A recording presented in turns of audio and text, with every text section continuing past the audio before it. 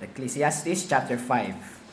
Walk prudently when you go to the house of God, and draw near to hear rather than to give the sacrifice of fools, for they do not know that they do evil.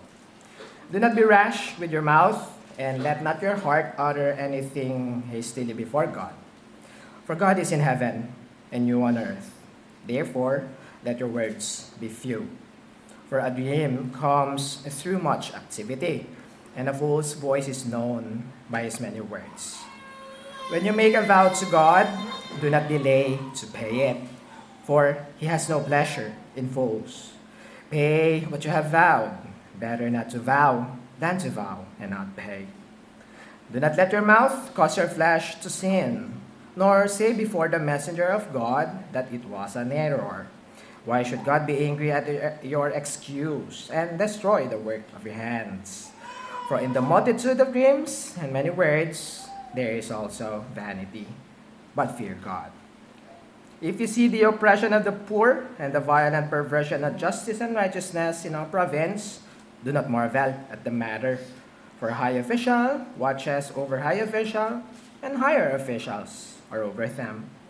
Moreover, the profit of the land is for all. Even the king is served from the field.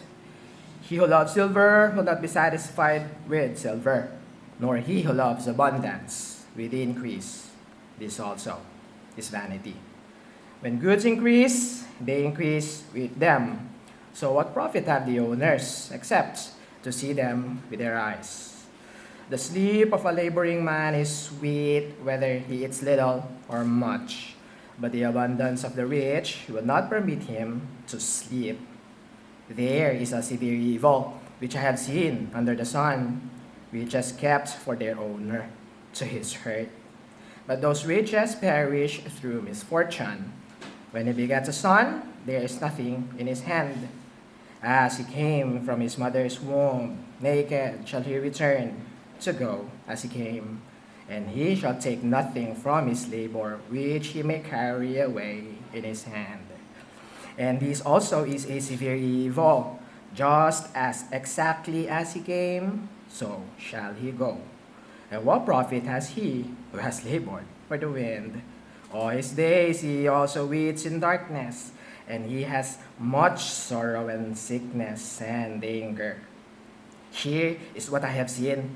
It is good and fitting for one to eat and drink, and to enjoy the good of all his labor in which he toils under the sun all the days of his life which God gives him, for it is his heritage.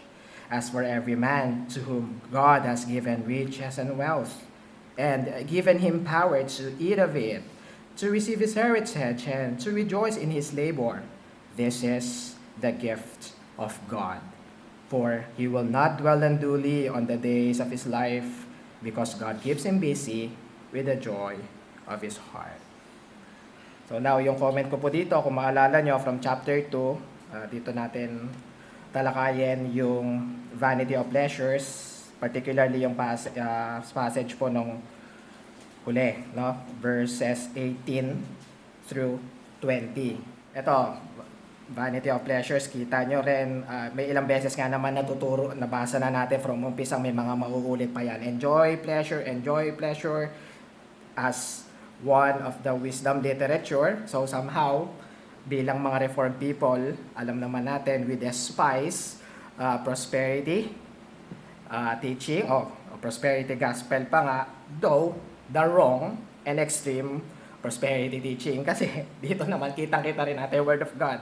Tiniteach din niya prosperity, though the right one, the holy one. Okay, now, kitang-kita natin the text or yung gantong pananalita sa buong Ecclesiastes teaches us and really means, no, to liberate anyone, especially believers of God, to enjoy earthly pleasures by pleasures wants.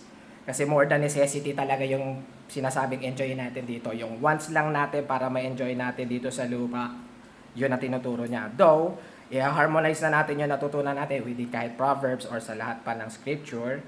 Enjoy earthly pleasures and wants from honest, clean, and hard-earned wealth naman, dapat. And all, kung isasama ko pa, the fifth pillar of the Reformation, all for the glory of God. Okay, so yung wise words na to, surely hindi naman command, hindi exhortation. To King Solomon, I believe, or the author, talagang fervently ini-implore niya tayo, hinihimok niya tayo, pinipilit niya tayo sa mga katulad ko, o marami sa atin at lampas kalahati naman ng membership, alam ko na may kaya, na gawin, do, etong command, words niya dito, kung hindi nga exact commands. Okay, so, meron lang tayong keywords dito, okay? Enjoy pleasure, 3 words. Soberly, dapat sober, dapat moderate pa rin, and last of all, according sa ability mo. So mag-iiba-iba yan, magbibigay ako ng example mamaya, pero ayun, kumbaga, yun yung top 3 words natin dito. Kahit ano pong commentary, I believe, I check 4 to 5, more than 5 commentaries, yung talaga yung ituturo niya. So hindi naman ako basta di mapapamali dito, hindi na ako nag-check sa mga study Bibles ko, but I believe dahil pa lang sa commentaries, ito naman talaga yon. So, yan.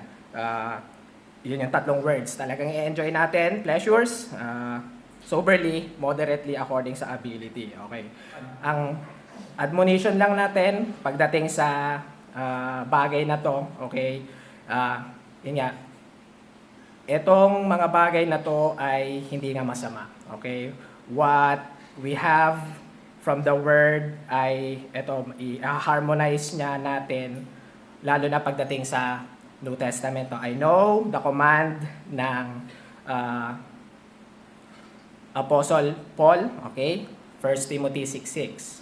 Okay? Godliness with contentment is a great gain. But kung i-connect pa natin sa James 4:17, no? Anyone who knows the good he ought to do and doesn't do it sins. Kung para sa inyo ay kasalanan na maglustay more than, o katulad ng anong ability ko, ng mga iba sa atin na makagastos ng higit na pera para sa mga bagay, okay, fine. Okay. What the text teaches, or I will exhort to you, is that hindi dapat natin i-condemn yung mga katulad namin na may kakayahan na gastusin naman yung pera sa higit kasi nga according naman yan sa ability namin. Ultimately, yung mababasa pa nga natin dito, regalo pa rin ng Diyos yun sa amin. Lalo na o sa atin na nabigyan ng kakayahan, gastos, makakuha, maka-acquire material things, possessions na higit kaysa sa iba. Okay. So, last na lang is, yun nga, ultimately pa rin, diba, verse 16. Just exactly as he came, so shall he go. So, and babalik 15. No? As he came from his mother's womb, naked shall he come to go as he came, and he shall take nothing from his labor. So, iiwan pa rin naman natin yan anyway, in the end. So, ang tinuturo lang sa atin, kung may kakayahan ka, kung binigyan ka ng pagkakataon ng Panginoon, according to your ability, soberly and moderately gamitin. All for God's glory. Kasi, ayun nga, ultimately, kaloob pa rin yun ng Diyos. Regalo yun para sa lahat sa atin na pinagkalooban niya ng ganong pagkakataon.